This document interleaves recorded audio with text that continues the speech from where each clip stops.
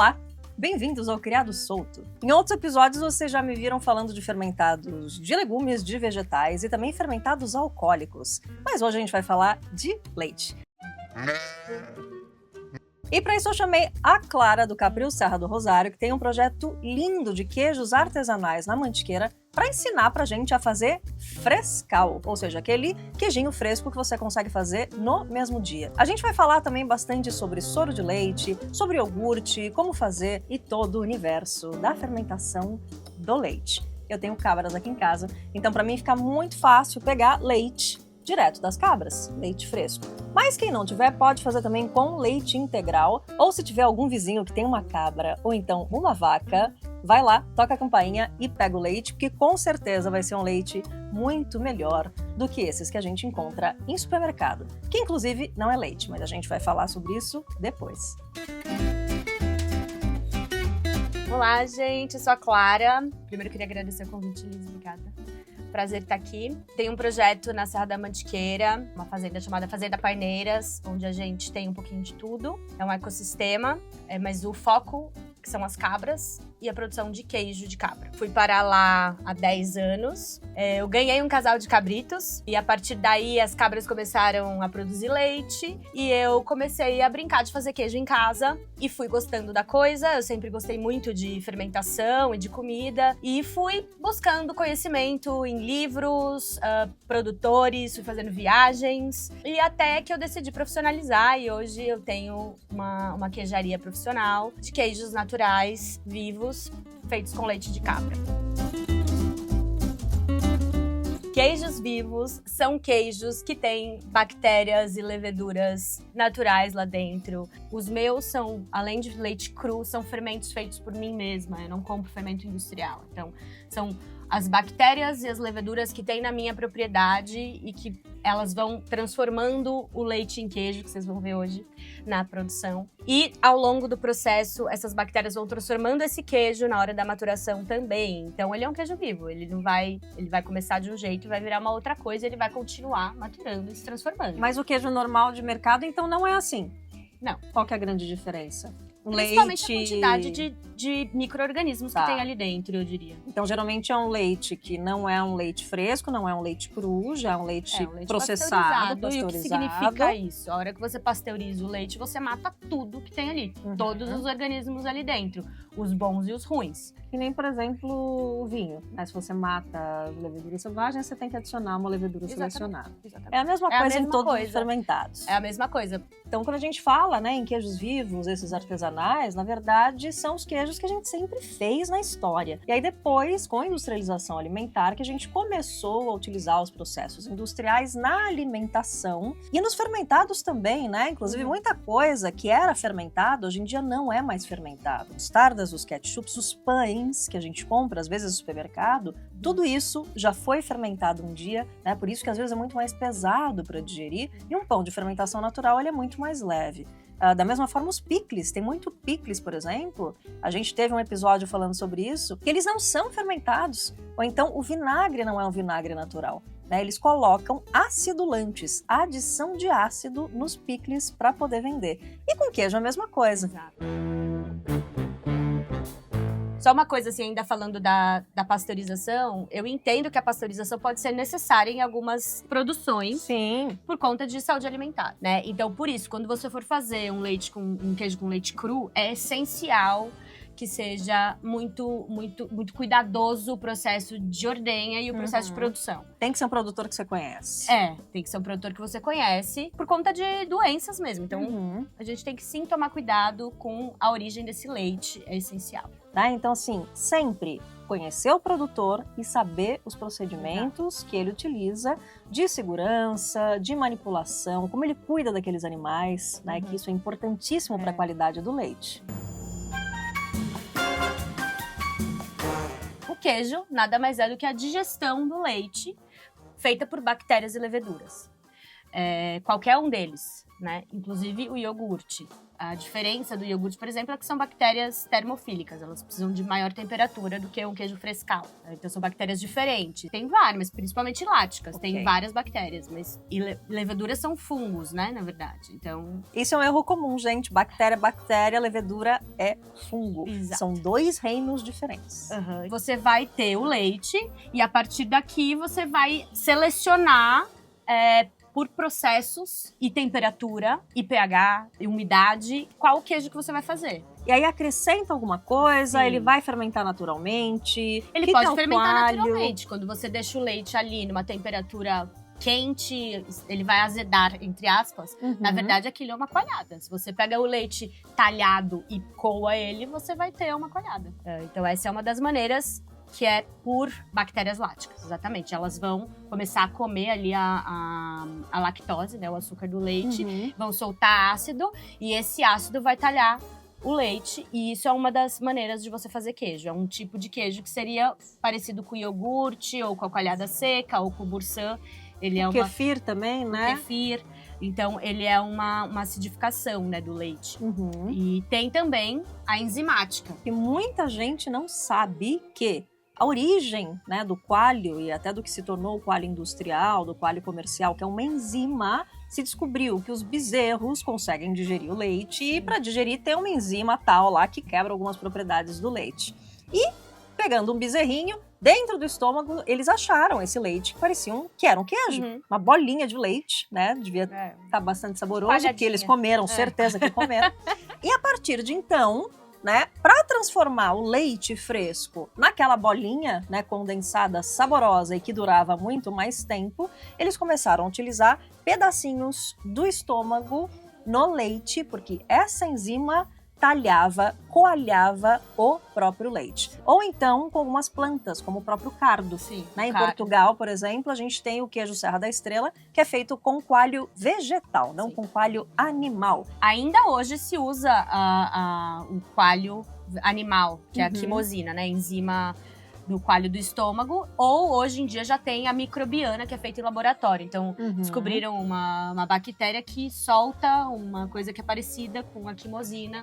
Não mata o bezerrinho, exatamente. Você usa o microbiano, mas que também tem suas questões. Uhum. O sabor não fica igual na hora da maturação, por exemplo, Sim. dessa bacteriana, né? Uhum. Ele pode dar um amargo na hora da maturação. Uhum. Então a quimosina é mais interessante quando você quer fazer uma maturação longa. Mais longa. Ou a do cardo, né? Ou a Uhum. flor do cardo. Para uma maturação mais longa não vai trazer esse amargor. Na verdade, acredito que todos os processos de fermentação, eles são métodos de conservação. Uhum. Então, da mesma forma que os picles, os fermentados láticos, eram maneiras de você conservar os legumes durante todas as estações, durante o inverno. Ou então aqui no Brasil, né, que a gente não tinha o problema do inverno, mas tinha o problema do excesso de calor, né? Então também se fermentavam as coisas, como por exemplo a puba, para ela poder durar mais tempo, para poder fazer uma farinha mais longeva. O leite, a gente pode seguir o mesmo raciocínio. O leite fresco raramente era consumido na antiguidade. Porque você tinha uma vaca, uma cabra, uma ovelha, um búfalo, e você tomava aquele leite durante a lactação da fêmea com o bezerrinho, com o filhotinho, ou então você não tomava leite. Essa coisa de você tomar leite puro, né, leite cru, leite fresco, é moderno depois da invenção da refrigeração. Se levavam os animais para uma pastagem que normalmente não era perto da onde a pessoa morava.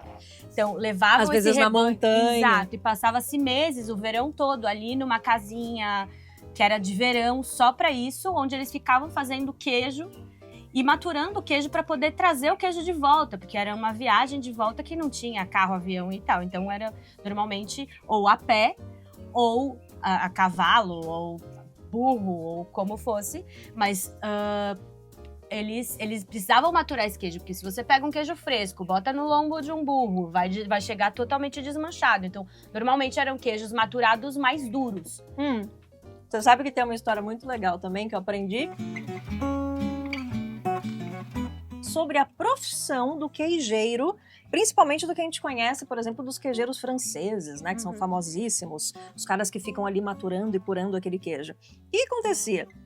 As pessoas saíam... Né? Exato. As pessoas saíam a cavalo durante dias carregando os queijos frescos para a cidade. Só que quando esse queijo chegava na cidade, ele já estava curado, ele já estava amadurecido, com gosto completamente diferente do queijo da origem. Então essa profissão surgiu nas cidades. Os afinadores de queijo, na verdade, começaram com uma profissão urbana de um gosto específico que se criou desse queijo, que não era o queijo fresco da origem. Isso eu achei genial. Ainda até hoje tem essa profissão de afinador de queijo, que eles usam diversas estratégias para poder transformar esse queijo que chega para eles em uma outra coisa. Maravilhoso. Lá você faz que tipo de maturação?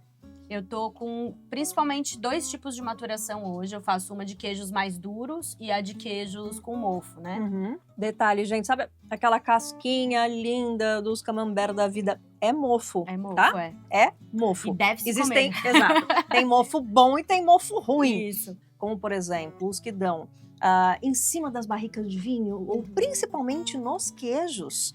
Eles devem ser comidos e são deliciosos. E eles que são responsáveis pelo gosto. O mofo branco, o mofo laranja, o mofo azul, né, dos famosos queijos de Roquefort ou gorgonzola. Então, quando a gente fala mofo, não façam cara de nojo, tá? É simplesmente aquela casquinha deliciosa. E esse é vamos um queijo mofado. No processo de produção, você vai definir se o queijo vai ser mais duro ou mais mole. Guarda esse queijo aí que quer comer. Esse é um queijo com mofo espontâneo. Você vai ver que ele é mais cremoso em volta, né? Essa cremosidade é exatamente o mofo que faz com que ela fique desse jeito. Ele tá o quê? Digerindo um queijo. Por isso que ele vai ficar macio e molinho. Então o camembert, o brie, que tem aquela... é o mofo que digeriu o queijo. E quando você fala mofo espontâneo, você quer dizer o quê? Tem mofo que não é espontâneo no queijo? Tem os mofos industriais que você compra e inocula dentro do seu queijo. Que normalmente são esses queijos com a casca bem homogênea. Então eles provavelmente são mofos comprados. Então eles provavelmente pasteurizaram o queijo. Muito obrigado. Tá ótimo. Provavelmente eles pasteurizaram o queijo. E depois inocularam o mofo. Clara, só me explica aqui o que a gente tem, porque, por exemplo, esse aqui é diferente desse, que é diferente desse, e esse aqui depois eu falo porque fui eu que fiz, mas bom, me conta. Aqui a gente tem o Boursin, que é como uma coalhada seca, né? Ele é um queijo de fermentação lática, que é aquele que demora mais tempo, que as bactérias vão comendo a lactose, vão soltando o ácido, e aí você vai ter um queijo mais cremoso, mais pastoso. Esse aqui é um queijo maturado de massa semicozida, que depois eu explico mais sobre isso na hora do processo de fazer o queijo. E esse é um queijo também maturado, mas ele é um queijo maturado na salmoura. Ele fica 10 dias na salmoura. É um queijo também de massa semicozida. O processo também é um pouco diferente da produção na hora do corte da massa. Esse aqui tem pedaços menores na hora do corte, aquele maior. E daí, da maturação, a gente vai pra secagem da casca e depois já embala no vácuo, então ele não tem mofo. Todo mundo que faz queijo, que faz coalhada, que faz iogurte, tem uma superprodução de soro de leite, que é o que sobra da produção de queijo, de iogurte e de coalhada. Se eu tenho cabras em casa, produzo leite, eu também produzia muito soro de leite. E para isso eu desenvolvi essa receita aqui, que é inspirada num queijo norueguês chamada Brunost, ou alguma coisa do gênero, porque com certeza eu tô falando errado, mas é o soro de leite reduzido. E você reduz até virar uma pasta sólida. Para fazer isso aqui, eu reduzo o soro de leite a 10%. O impressionante é que você não precisa colocar sal, não precisa colocar absolutamente nada. Ele fica salgadinho, saboroso e super umami. Tanto que um dos pratos mais famosos da Enoteca eram cogumelos, que já tem bastante umami, feito com esse creme embaixo. Então, só ele já adiciona muito sabor na comida. Fica parecendo um parmesão líquido, que você pode usar em qualquer coisa. Aliás, prova que você ainda não provou. Outra coisa que dá pra fazer com soro de leite são pães, bolos. Então, você pode acrescentar ele... Substituir como se fosse o leite. Ou até a água, em alguns casos. Você pode usar o soro pra Para trazer a umidade da massa. Dá para fazer fermentados, dá para ser start, por exemplo, de fermentados láticos, de picles. Exato. Eu sempre falo sobre fermentação dos grãos, demolho dos grãos. Quando eu falo demolho em meio ácido, né? Então, por exemplo, feijão, ervilha, você vai fermentar em meio ácido durante 24 horas antes de você cozinhar, né? Para você extrair os fitatos, ou seja, extrair aquelas coisinhas ali que são os antinutrientes. Meio ácido pode ser gotas de vinagre, gotas de limão ou soro de leite. Então, outra utilização para o soro de leite. Nossa, que delícia. Bom, né? Muito bom. Esse aqui é um queijo que a Alice tá fazendo maturado, que eu já tô vendo que tem linens, que é uma bactéria, né? Que é esse laranja. Provavelmente esse verde eu não sei qual que é, mas esse aqui pode ser ou Geotrichium candidum ou Penicillium candidum, esse branquinho. E o meu tem o mucor, que é esse cinza, que é o pelo de gato, que também dá um sabor bem legal pro queijo. O que tá rolando aí? Você tá dando bronca aqui no gato, é isso? Eu tô dando bronca, porque ele tá querendo tomar o nosso... Não pode, não. Não vai me unhar também, eu sei que você não é meu gato. Você quer o quê? Olha aqui pra mim. Quem falou pra mim que você tem que tomar leite? Fala pra mim. Hein? Aqui, ó. Camurça, você vai ser meu auxiliar hoje, Camurça? Então, a gente vai começar a fazer o queijinho. Para isso, a gente tem aqui 1 litro de leite de cabra do quintal da Liz. E a gente vai pôr ele aqui. Pode ser uma panela, uma jarrinha. Vamos esquentar esse leite a mais ou menos 35 graus. Como é que eu vou acender esse fogão? Fogão aceso. Agora tem que esperar esse leite esquentar. Por que que ele tem que esquentar 35 graus? Eita, olha ó. Olha ó. Ó o humilhante. Vai ver. Vai ver. Por que que a gente tem que esquentar o leite a 35 graus? Porque é mais ou menos a temperatura do corpo do bicho. Até tem 33 graus o leite coagula. Abaixo disso, ele não vai coagular. Então a gente tem que estar com ele a 35 graus, mais ou menos. 35, 37 graus. Se você não tiver um termômetro em casa, você pode sentir com o dedo, né? Que é mais ou menos a nossa temperatura. Então, você põe o dedo ali. Se o leite não tiver nem frio, nem quente demais, é a temperatura ideal para você jogar o coagulante. Agora, podemos ter um termômetro. Pode ser desses de pistola ou aqueles mesmo de colocar dentro, assim, que você vai ver a temperatura. Olha, 35 graus. Podemos adicionar o coagulante. Aqui tá o coagulante. A gente vai medir 1 ml. Certo? Temos aqui 1 ml do coagulante. 1 ml por litro. Aqui tem 1 litro. Bora lá. Jogou o coagulante. Mexe bem. Nessa hora, deu 35 graus, desliga o fogo, põe o coagulante, aguarda uns 40 minutos. Então daqui a pouco a gente vai ver como é que ficou. Vou torcer pra coagular, né, gente? Que às vezes não coagula. Vamos ver se coagulou? Aham, ó, já dá pra ver que coagulou, ó. Temos aqui, ó, uma gelatinazinha com um sorinho por cima. Bora cortar. Agora, a gente vai cortar essa massa coagulada. Eu gosto, para fazer um frescalzinho, eu gosto de cortar ele um pouquinho maior, assim. Não tão pequenininho. Uns quadrados de mais ou menos 2 ou 3 centímetros. Agora, é interessante dar uma mexida nele, que nesse processo de mexedura, a proteína começa a se reorganizar, vocês vão ver que ele começa a grudar de novo um no outro, assim, que agora ele tá soltinho, mas a gente mexendo ele delicado, ó, se tiver uns grandões, você pode dar uma cortada com a colher e vai mexendo delicadamente, né? Se você quer um queijo mais duro, você quer tirar mais água dele, então você vai precisar cortar ele menor e mexer mais.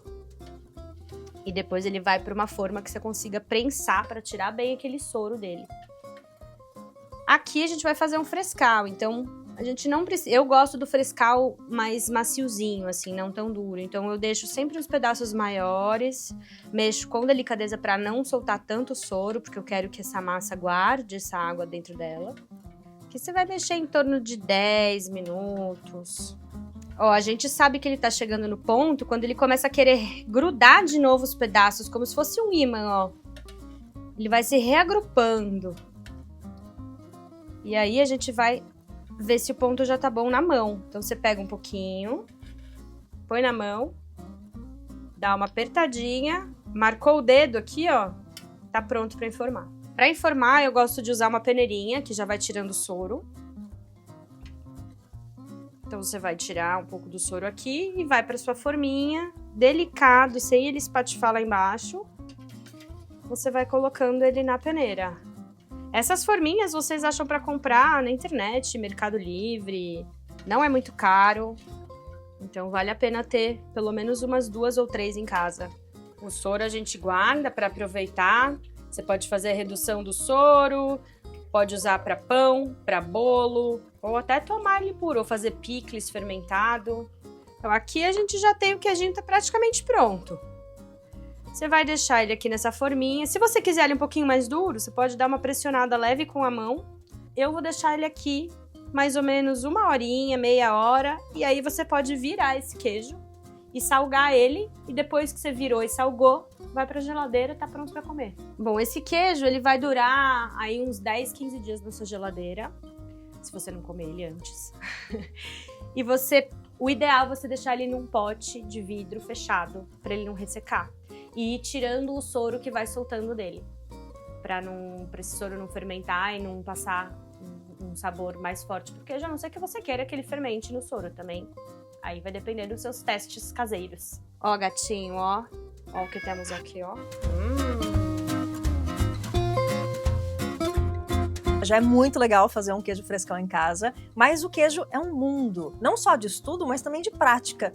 Então, quando você começa a fazer em casa, você vai querendo cada vez mais estudar e ler mais. Clarinha, quais são os livros que te inspiraram ou que você pode sugerir para o pessoal para estudar um pouco mais em casa, para fazer queijo em casa, da sua biblioteca? Bom, aqui tem esse livro, foi o primeiro livro que me inspirou muito. Aliás, acho que toda uma geração, né? Cara, esse cara, ele Várias é pessoas que eu conheço começaram inspirados nele. E aqui ele ensina tudo, assim, para você poder começar a fazer em casa. Lógico que a hora que você começar a testar, vai ter muita pergunta a se fazer. Outro livro muito bom é este, A Arte da Fermentação. Também tem alguma coisa de queijo aqui dentro, mas esse aqui é mais tipo a bíblia do queijo, assim, pra mim. E, gente, pergunta pra produtor, vai visitar, sabe? Vai fazer oficina, porque é assim que a gente também aprende, trocando com quem sabe fazer. Aliás, você também faz as experiências na fazenda, né? Sim, faço as experiências na fazenda e fiz muita visita. Eu aprendi muito nessa troca com produtores mesmo, assim, de visitar, experimentar e perguntar e mandar mensagem. E foi assim que eu fui aprendendo, assim, lendo um pouco, pesquisando na internet, fazendo viagens e vamos se metendo aí no mundo do queijo. Bom, gente, é isso. Vejo vocês semana que vem. Eu vou deixar aqui no descritivo do episódio também todos os contatos da Clara, para vocês não só conhecerem mais do projeto, para irem lá visitar, comprarem os queijos, né? Quem estiver ali visitando a Mantiqueira, vale muito a pena visitar a fazenda e ver como que se faz a produção em loco.